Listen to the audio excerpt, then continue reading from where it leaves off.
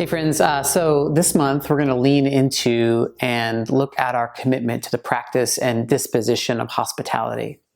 So last month we looked at our commitment to the practice of faults and affirmations, and one of the things that I asked you to consider doing is to focus some of your attention for the month of October on the intentional practice of the affirmation of other people.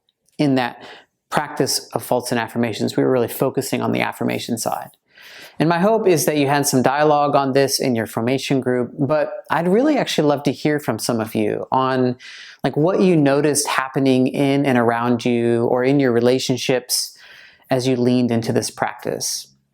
My hope is that perhaps some of you have maybe something to report, something you've maybe been chewing on a little bit. We'd love to kind of create some space for some dialogue around that. Maybe you've had some thoughts that emerged for you out of your formation group on the practice of faults and affirmations. So I would love for a handful of you to maybe share something under the faults and affirmations video. There's a comment thread where you can do that, and we're going to try to link to that below. I just know that sometimes the comments that are posted here are really generative for other people. I've heard some feedback about that. So as we move into this month's discussion of hospitality, I would really love for some of you to share and to maybe recap what you're learning or what you've experienced as you leaned into the commitment to the practice of faults and affirmations. So we want to create some space for that. So this month on hospitality, I want to start with a brief reading of the first two sections under our commitment to hospitality within our rule of life. And then there is one idea in particular that I want to just lean into and explore a little deeper. We're committed to nurturing in each member a hospitality of presence. Sitting with one another face to face in an unhurried, undistracted way is a deeply loving act.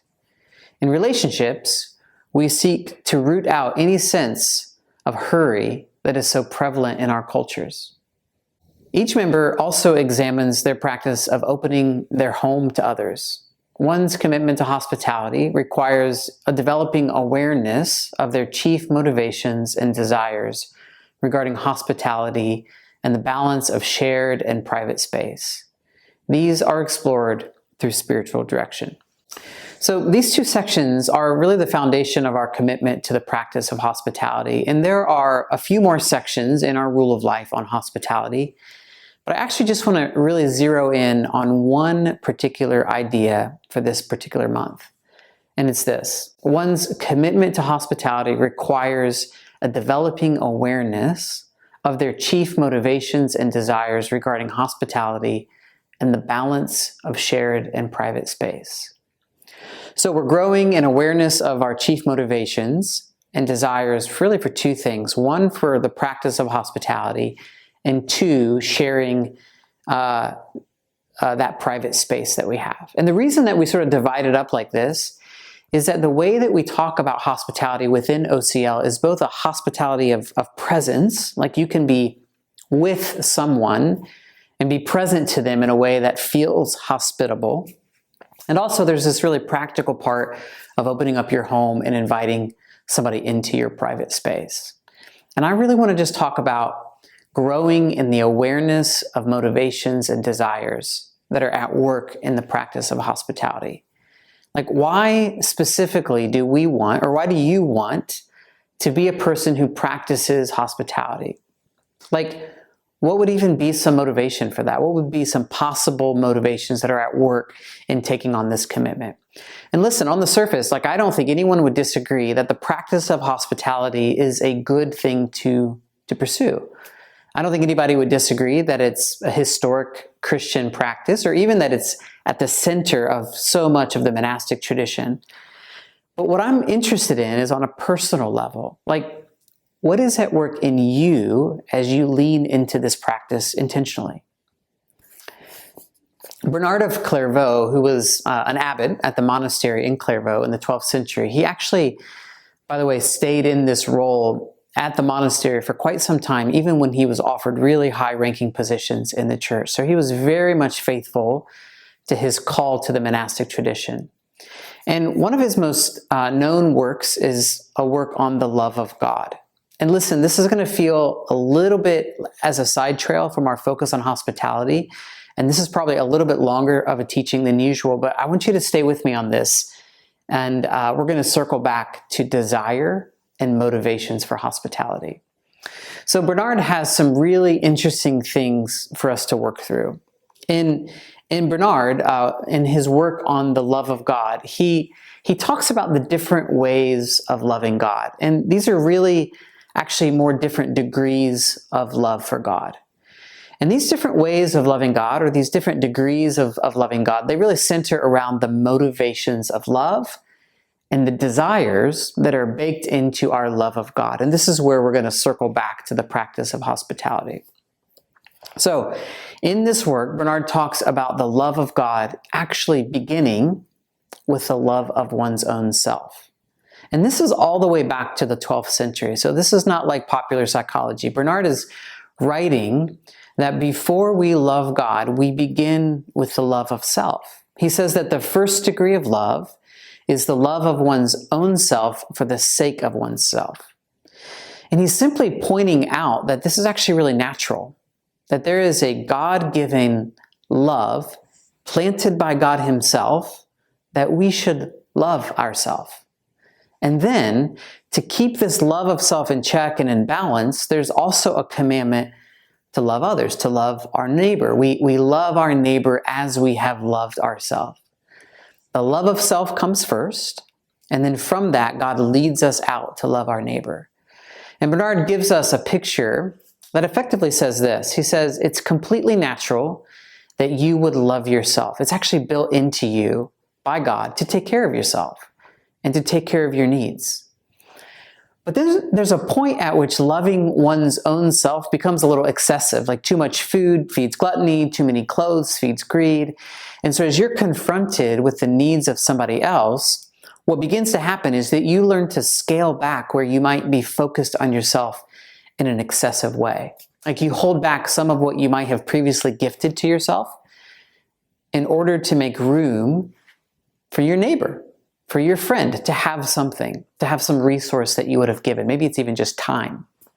And what Bernard points out is that now that you have set aside the excess of your own life, you find it easier to give to your neighbor and to your friend. What you were previously giving to yourself, which perhaps you were giving in sort of an excessive way, what you were previously giving to yourself was actually wearing away at your soul. Like overindulgence is like an enemy to your soul, says Bernard. And I mean, that actually makes a lot of sense. Bernard says that giving to yourself in an excess is actually it's like feeding the enemy of your own soul. Eating too much or adorning yourself with too many nice clothes. Like these are examples that Bernard uses, which are pretty historically embedded into the 12th century when like fine food and clothing were actually fairly out of reach for most people. And so if that was within your reach and you did too much of that, that could be considered a bit excessive. And these excesses, says Bernard, they actually deteriorate your soul. And listen, I'm sure we could actually find some culturally relevant examples today, like food, of course, drink, clothing, all of those would be relevant. But there's probably 100 other ways that we could fall into overindulgence of ourselves. I mean, this is sort of what the 21st century culture is rooted in. So when you stop and when you begin to stop overindulging yourself, you begin to take away from the enemy of your own soul. And because you are giving all of this stuff to your enemy of your soul, it's now available for you to give your friend or your neighbor. This is Bernard's way of saying something that we sort of talk about within OCL a lot, which is this: there are ways that we can make room in our lives for a greater attention to love of God and love of others. So Bernard says that this is the place that we start. This is where we begin to learn how to love. We start with love of self, and then our love of self gets balanced out with a love for our neighbor. And then what happens is that this love of neighbor begins to lead us towards loving God. Because as we begin to engage in the love of neighbor, what we realize pretty quickly is that we actually can't really do this work on our own. He says that the wise man ought to know what he can do by himself and what he can only do with God's help. And so we realize that this whole negotiation of laying aside things in order to make room for others, if we're going to do this, we're going to need the help of God. And so as we begin to experience that need, this leads us to enter into this second stage of love, where we find that we're loving God, really, for the help that he gives us. This is Bernard's language in his conception. He says it this way. He says, loving God for our own sake. It helps us learn how to love God. And then we lean into God and we call upon God for help. And as we do this often, and we taste the sweet love of God and we receive the love of God into us, we learn how to love God in the way that he is loving us. And we experience such kindness in receiving the love of God that it actually becomes less difficult to love our neighbor and to give of ourselves to our neighbor, simply because we're filled up with the love of God. So Bernard says that in this third stage, we truly love God. We naturally, and maybe we would say supernaturally, begin to love God, and then out of that love for God, we flow into a love for our neighbors, specifically because we begin to understand that we can love the things that God loves, which is our neighbor. We end up loving God for the sake of God, for the sake of his own self. And this fuels our love for others, which in the end actually also helps us love ourselves, because in loving others, we're becoming what we were always meant to be. We're nurturing that process all the way through and walking through these really natural stages of love. Okay, friends, I know that there's a lot here, and here's where I want to come back to the desire and the motivation for the practice of hospitality.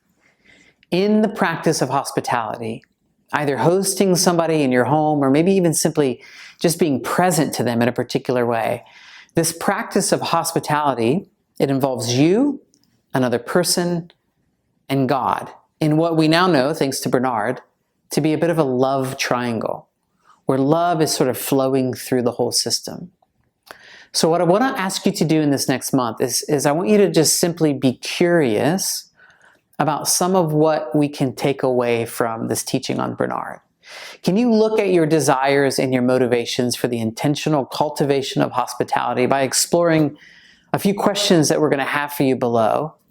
We'd love for you to journal through these questions to see what comes up for you, and then bring some of those reflections into your time of spiritual direction and maybe into your formation group. I know that there's a lot of complex things in this particular teaching, but feel free to watch this a couple times and see if you can get the progression of love of self, love of neighbor, and then love of God, and how that ends up working its way back to empower you to love your neighbor, which ultimately ends up helping you love your own self. Because as you are learning how to love, you are becoming what you were always meant to be. Okay, friends, much love and grace to you.